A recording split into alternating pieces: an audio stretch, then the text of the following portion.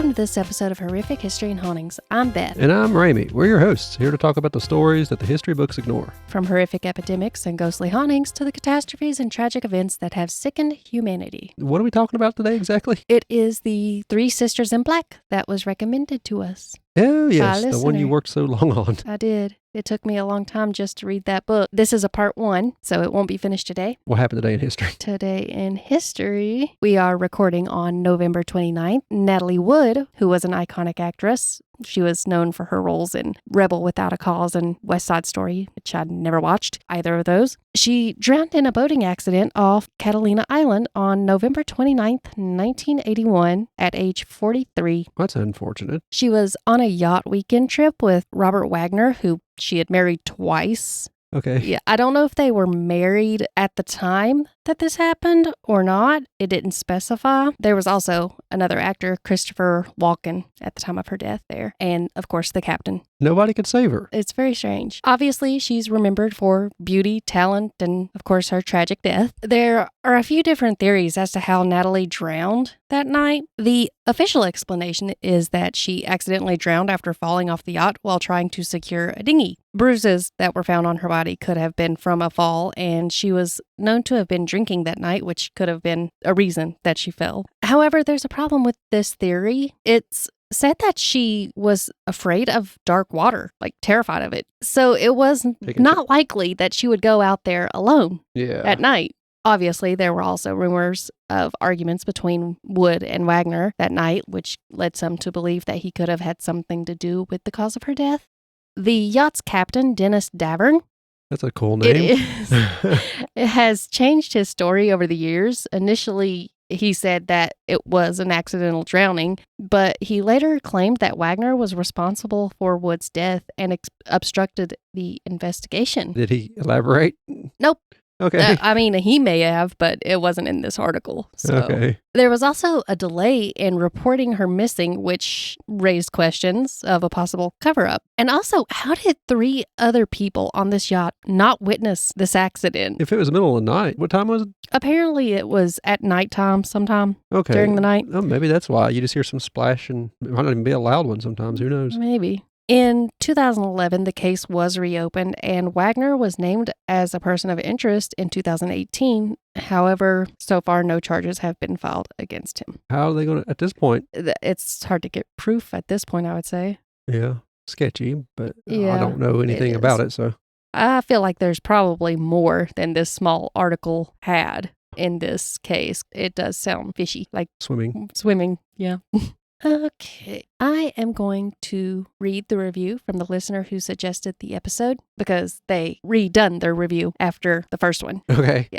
It says, "You guys are awesome. I'm the one who sent in the suggestion for the 3 Black sisters. I'm so glad that you find it interesting. It's a story I grew up hearing and always one that creeped me out. Still does, actually. Christiansburg is my hometown. I grew up in a smaller neighborhood called Cambria. Also, I attended the Christiansburg Middle School where a bit of their story takes place. The school always gave me an eerie feeling, and in my opinion, I definitely think they still roam the halls, which is creepy considering what I know. Thanks so much for taking time to do a podcast on this. I can't wait to hear it. Much love from Dublin, Virginia, Susan."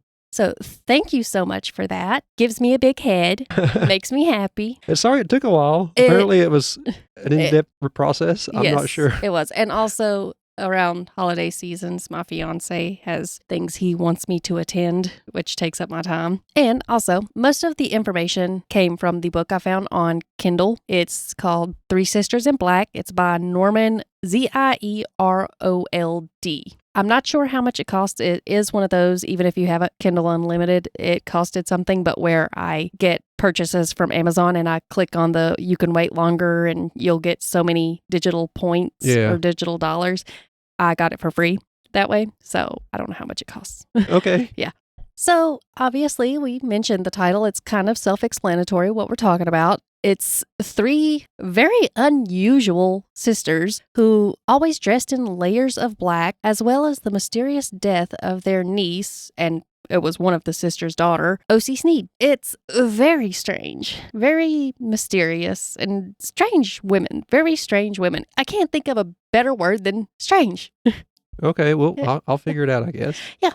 And East Orange, New Jersey is where this death occurred. However, you will realize that these women moved around a lot. On November 29th, 1909, at about 4 p.m., Sergeant Timothy Caniff at the East Orange Police Headquarters received a call from a woman. The woman reported an accident at 89 North 14th Street and requested a coroner to be sent immediately. Since the county lacked a coroner's office, the sergeant wasn't able to reach the physician, so he decided to contact his assistant, Herbert M. Simmons. As he approached the house at the address given, a tall woman dressed entirely in black with a long cape and heavily veiled face opened the door. She introduced herself as Virginia Wardlaw and invited him inside. That's another great name. Virginia took Dr. Simmons up the stairs and down a second-floor hallway. He noticed along the way that the rooms were pretty much completely empty. There was no furniture, no decorations. It didn't even look like anybody had moved into that place. Virginia paused at the end of the hallway in front of a door. When Simmons entered, he found it was a bathroom, and there was a naked body of a young woman submerged in a half-filled bathtub. The deceased woman's body was crouched, her knees were drawn up, and her left hand held a washcloth lightly. Her head was submerged in cold water and was positioned directly beneath the faucet. After examining the body, Simmons noticed a pile of clothes on the floor with a note that was pinned to one of the articles. Said, "Last year my little daughter died. Other near and dear ones have gone before. I have been prostrated with illness for a long time. When you read this, I will have committed suicide. Do not grieve over me. Rejoice with me that death brings a blessed relief from pain and suffering greater than I can bear. O.W.M. Sneed." Virginia identified the young woman in the bathtub as her niece, O.C. Sneed. She explained that O.C. had been depressed since the loss of her first child that previous year. She also mentioned that O.C.'s husband had passed away 7 months prior, and that O.C.'s 4-month-old son was currently ill at St. Christopher's Hospital in Brooklyn, along with O.C.'s own poor health, which didn't help the depression. When questioned about the discovery of the body, Virginia said she found O.C. shortly before contacting the police. However, the examination Simmons performed suggested that O.C. had been deceased for at least 24 hours. I lived with older people, and they don't bathe as often, and they might not even have the same bathroom. Just keep listening. Okay. Virginia tried to explain that away with the excuse that O.C. had requested not to be disturbed, and O.C. is not old, by the way. I meant the woman. Oh. Yeah, she might not have reason to use the same bathroom or worry about taking a bath. Okay, I'm just going to go ahead and say it. This was the only bathroom in the house. Okay. Yeah. So that's a weird one. I held it as long as I could, and I had to go in, and she was dead. Yeah. Okay. So she tried to explain this away with the fact that O.C. had requested not to be disturbed, and she also mentioned that she had heated water for the bath before not disturbing her. Oh. Yeah. So that was the excuse. Doesn't make sense, but all right. Mm-hmm. When Simmons asked about the lack of furniture or amenities, Virginia claimed that they were only staying there temporarily, and that's the way they preferred to live. Minimalist. Very minimalist. Apparently, it was completely empty. Simmons also noticed that there was no heat in the home. Even as a minimalist, you want heat. I would imagine you would, yeah. At this point, Virginia became defensive and was refusing to answer any further questions that he asked. She also began to push him to finish his work as quickly as possible and making it very clear his presence. My home. Yeah, she was making it very clear his presence was unwanted. And when it comes to the clutter thing, there's no furniture, but they seem to be messy with trash and food, things like a hoarder. No furniture. But with no furniture. Not enough room to put your stuff if there's furniture. Yeah. After leaving the house, Simmons contacted the police to report suicide. However, he explained during the call that there were suspicious circumstances surrounding the death and that further investigation by a detective was needed. Around 6 p.m., Sergeant William H. O'Neill arrived at the house. Virginia answered the door and questioned his reason for being there, and he informed her that he had been instructed to inspect the premises, which she responded with a little too much attitude that she couldn't understand why he needed to do that, because there's a dead lady upstairs. It's been there for a few hours. Yeah. But she ended up leading him upstairs anyway, and after observing the scene and the suicide note, O'Neill requested to see the rest of the house. He, of course, realized that the rooms were empty and didn't have necessary things such as clothing or food or anything you would need. This robe is all I need. Yes. There was only one silk maternity gown hanging in one of the closets, aside from the clothes that was in the bathroom, which OC, she had clearly been wearing them. She had just taken them off to take this bath. Upon reaching the fourth room, O'Neill discovered a narrow cot, which had been where OC slept. Beside the pillow, he found a locket that contained a baby's picture with a tag with the words, "Lock of David Sneed's first hair, August 1809. That was 1909, by the way. Okay. They put 09, but I'm clarifying it was 1909. In the corner of the room was a box that had a package of cereal and empty cans that had once contained evaporated milk. And scattered across the room was bits of oranges and orange peels. This is like mom's nightstand. In the dining room, a makeshift table had been constructed using a packing box with a plank placed on top. And the only chair was made by attaching a willow chairback to a dry goods box. What? I don't know. They're very weird people. Yeah.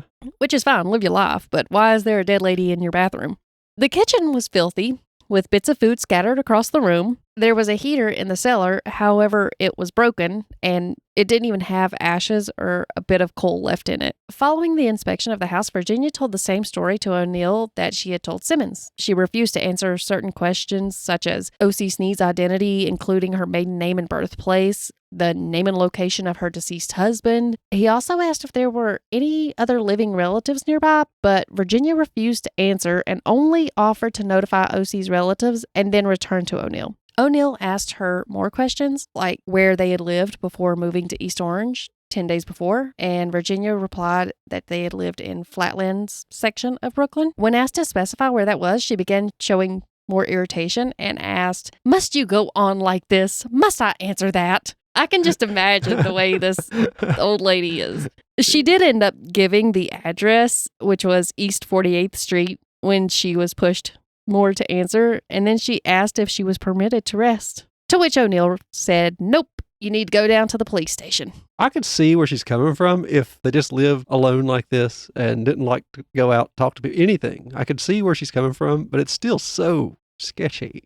It really is. The thing is, there's a dead lady in your bathroom. Of course you're going to be questioned. And she's thinking, if I'd just let her sit there and rot, I wouldn't have had to go through this. This is why she acts that way. Oh.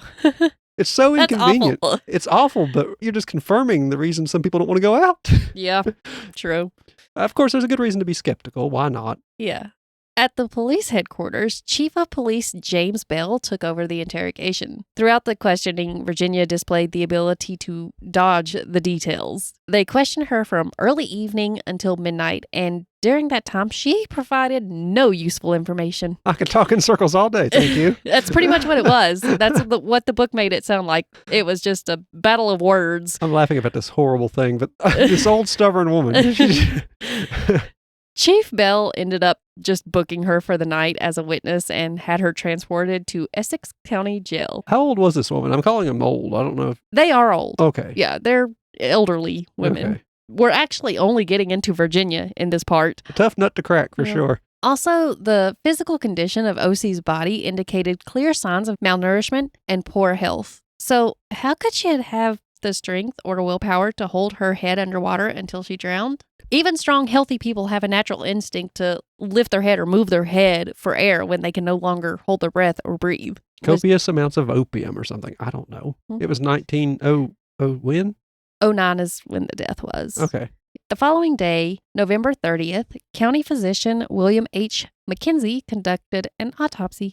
It confirmed that the cause of death was, in fact, drowning. It also revealed that OC was severely malnourished, and she only weighed 80 pounds at the time of her death. So the detectives began interviewing and questioning neighbors and people that may have known or seen Virginia. The neighbors reported that they had rarely seen lights on in the house. However, they did know that on November 28th, the entire second floor was brightly lit for several hours. They also noticed several figures moving back and forth behind the curtains. Then all of a sudden, the lights just went out again. Many of them who saw OC while she was alive also mentioned to the detectives that she appeared very weak and ill. During the interviews, the detectives were told about a Dr. Teeter. When they spoke to him, he recalled a late-night visit from a woman dressed in black.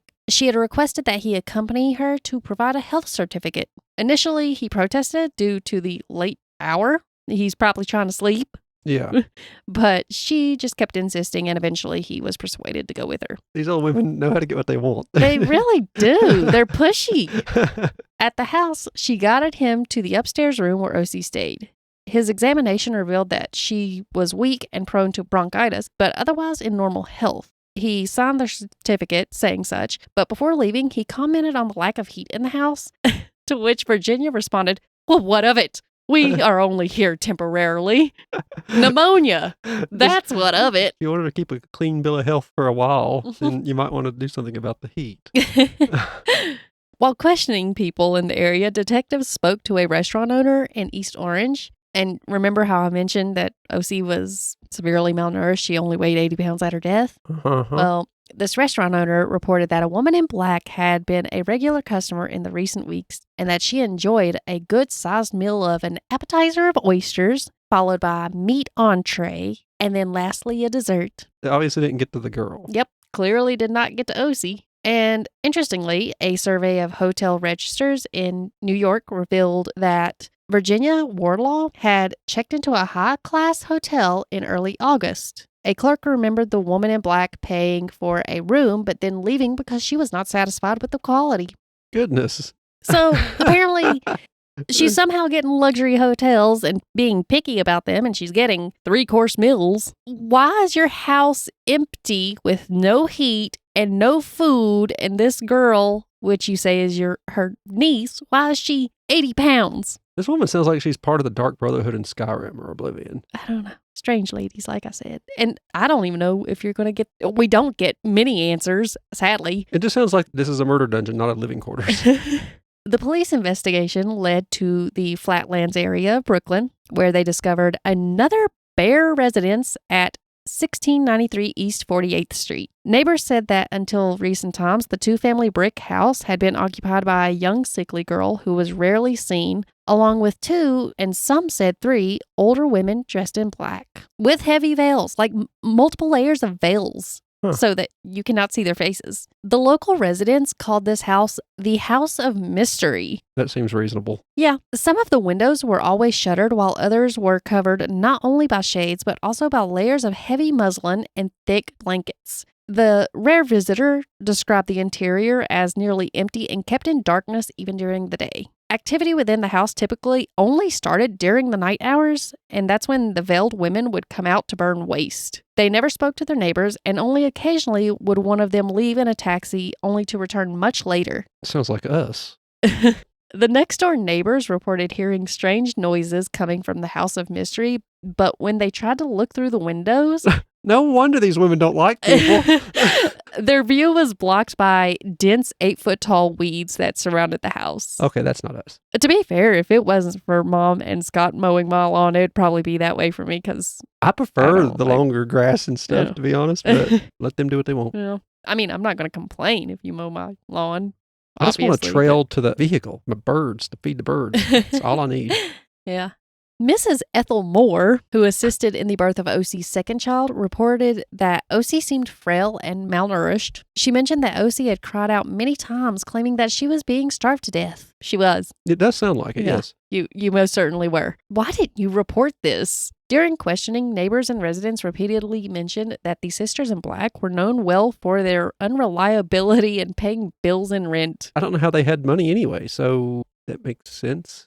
The book went into a lot of detail. I didn't go into detail about this, but I will say they apparently came from a very well-to-do family, like a wealthy family. Oh, so they were living off that? Probably. No. What? They weren't very good with money. Oh, they squandered it. Sergeant O'Neill's inspection of the 1693 home revealed more neglect.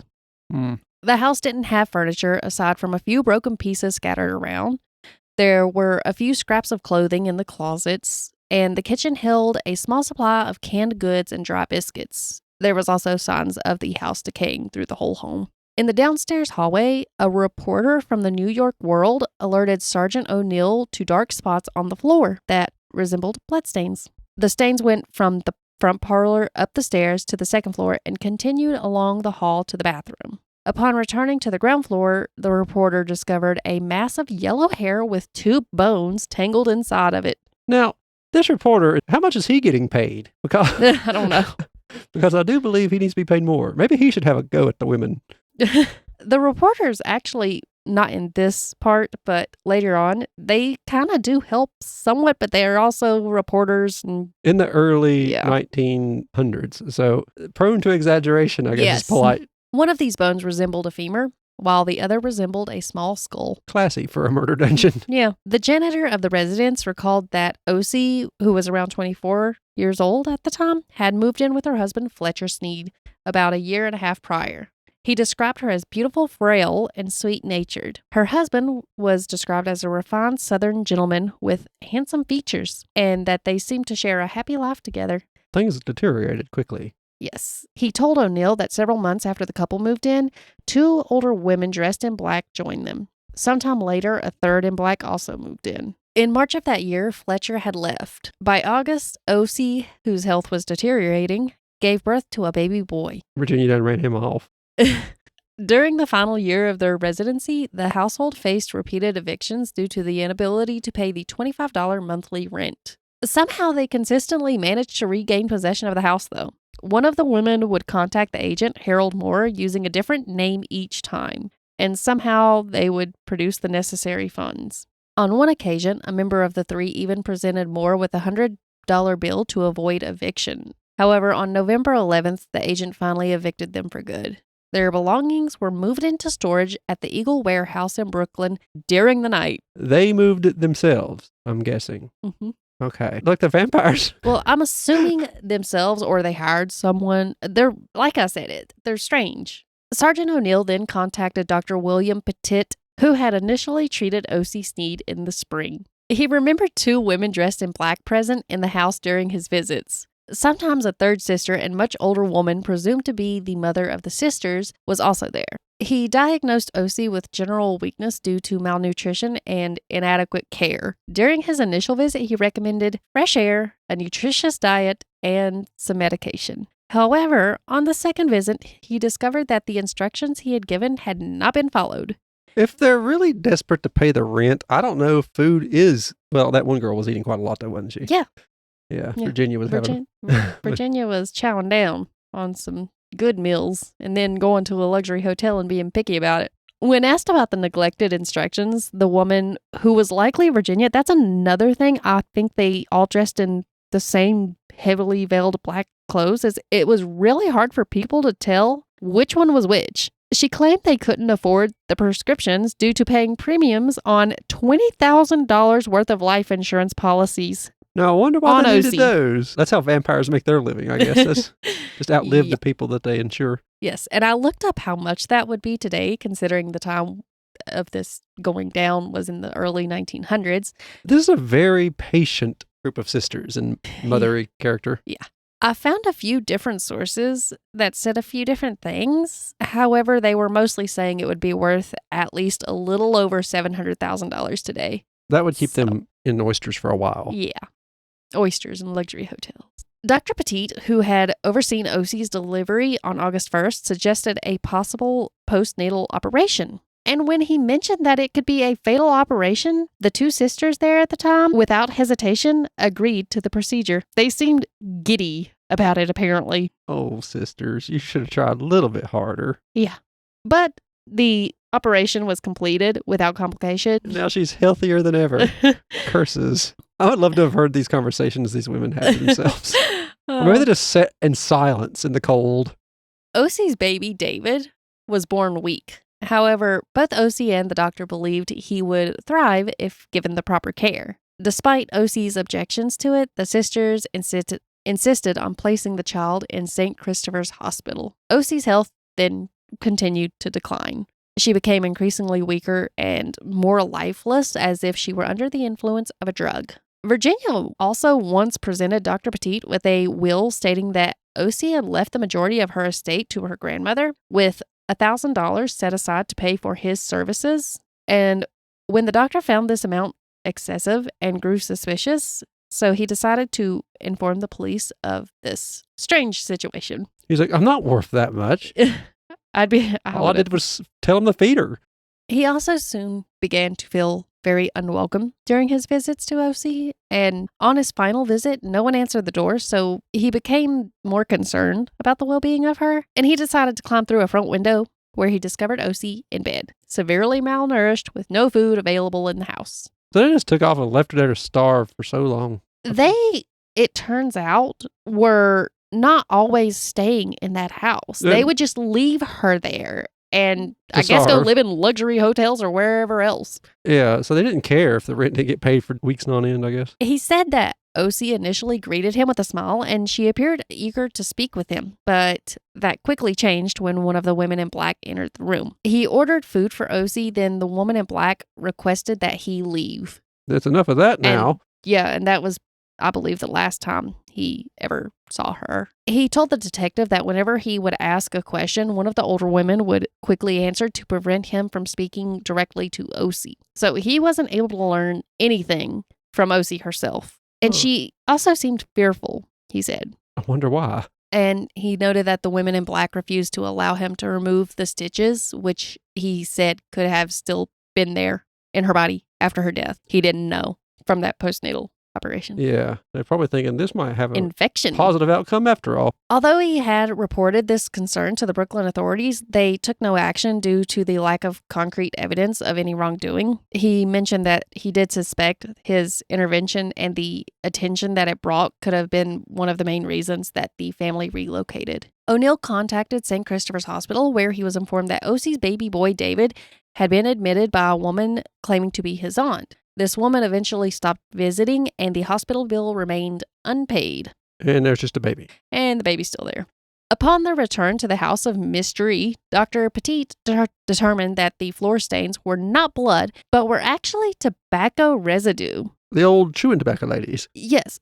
It was from someone who just spit their chewing tobacco all over the place, which it turns out, I found out later, that that's how their family initially gained wealth, was from the tobacco industry.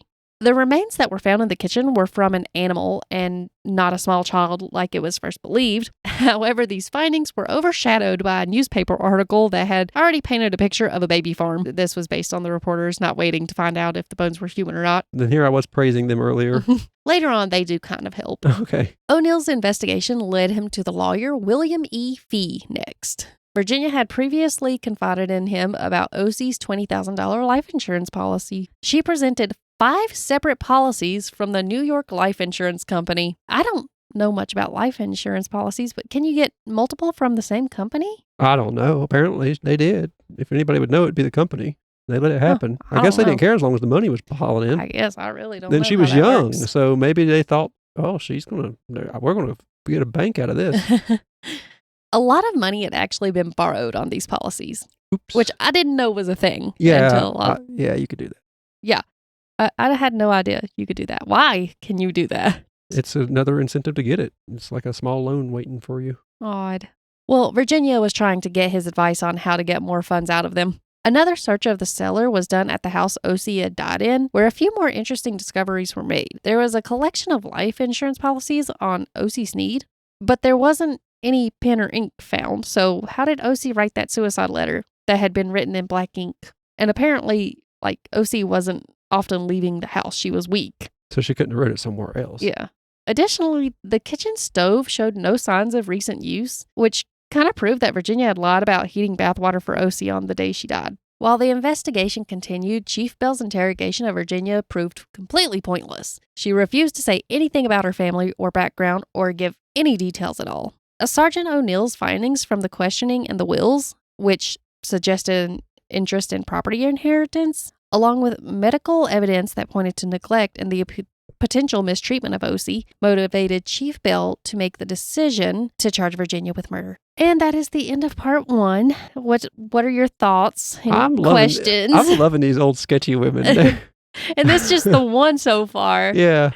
We haven't even gone into the others. I like this. It kind of gives me if you ever read Anne Rice's, or watched the series, I guess, Mayfair Witches or The Witching Hour, any of those, it sounds a lot like some of the family members in that. Just so weird and sneaky. Yes. I figured that would be a good place to stop with Virginia getting charged, and then we'll go into more questioning and eventually into the other sisters and other people and their very strange ways. It gets even more unusual. Oh, great. Just wait. I can't There's more. I cannot wait. I didn't do any any research myself into this. As much as you all have talked about it, I decided I wasn't going to get into it to see. I'd like to hear it first time here. Have your first reaction to it. Yeah, and I'm enjoying it so far. I know they're horrible people, but I still like the old grumpy women. At least old grumpy Virginia just wants to be left alone with her massive amounts of inheritance, apparently. She's just handing it out before she even gets it to doctors and whoever sign off on these procedures. You also find out later. Well, don't tell us. Why are you telling us? This is later. Well, I mean, it's already happened, but I forgot to mention it. Yeah, but if it happened in 1909. Well, in this part. She also has OC. She has a bunch of witnesses and lawyers and makes OC change her wills many, many times. Well, I appreciate you telling the story. So how long was this book? It was a fairly long book. I did have other things that I was trying to get done. Yeah, we try to keep an episode coming out every week at least. Yeah, maybe I wasn't caught up on episodes, so I still had to research and do notes for the upcoming episodes while I was doing the research for this one. Yeah. So it took a little bit longer, but well worth it. I am so thankful this was suggested. I am too. I've never heard of this. And like I said, it makes me think of some old good books I've read and stuff. I think it would be a great movie. I wonder if they've made a movie. Even good video games. Like they just seem like something you'd find in a Bethesda game. If you like this, subscribe. Make sure you hear the next part of the story. If you want to hear more from us, we are part of the Gruesome Gaming Group Podcast Network. We have 2 other podcasts. We have Leveling Duo. It's a podcast that only comes out occasionally whenever me and my friend Dakota play a new video game. And we talk about that video game. It was originally about the old games we played as we grew up, but we started to run low on the good ones to talk about. We have Brother Knows Quest. It's a podcast where I tell Beth here about tabletop role-playing games, a different one each week. And right now it's on hiatus until the first of the year because we're trying to rework the way it's done. I have Beth looking into some books as well, and so she'll have more input than just a one-way conversation. Ain't that right, Beth? Yep. Other than those 2, you can find us anywhere on YouTube. If you want to find those, there'll be a Linktree link in the description. It will have, in the Linktree, the first link you see will be our podcast homepage, or you can just look us up on any podcast app or YouTube, like I said. Below that and around that will be other socials. You'll have my socials, Beth's socials, Horrific History and Hauntings, TikTok, all kinds of things. If you want to reach out to us, other than leaving reviews or using the email in the description, you can use the socials and reach out to us through there. Please do leave reviews. We like hearing from you. And that's how we got this story. Reach out. Let us know your stories. Let us know anything interesting that you would like us to share. Tell your own personal spooky story. Let us know if we can use your name or not. Yep. If not, we'll just try not to use a name or just use the first name. Below all those links is a link for a donation link if you would want to leave us a little donation to help keep the podcast hosted. Well, that really does come in handy for us. It uses Stripe. It's pretty secure. We can't see your card information or anything like that. We have a Horrific History and Hauntings Facebook group if you want to join that. The link should be in the link tree as well. Thank you for listening. I've been Rami. And I'm Beth. And this has been HH&H. Bye-bye.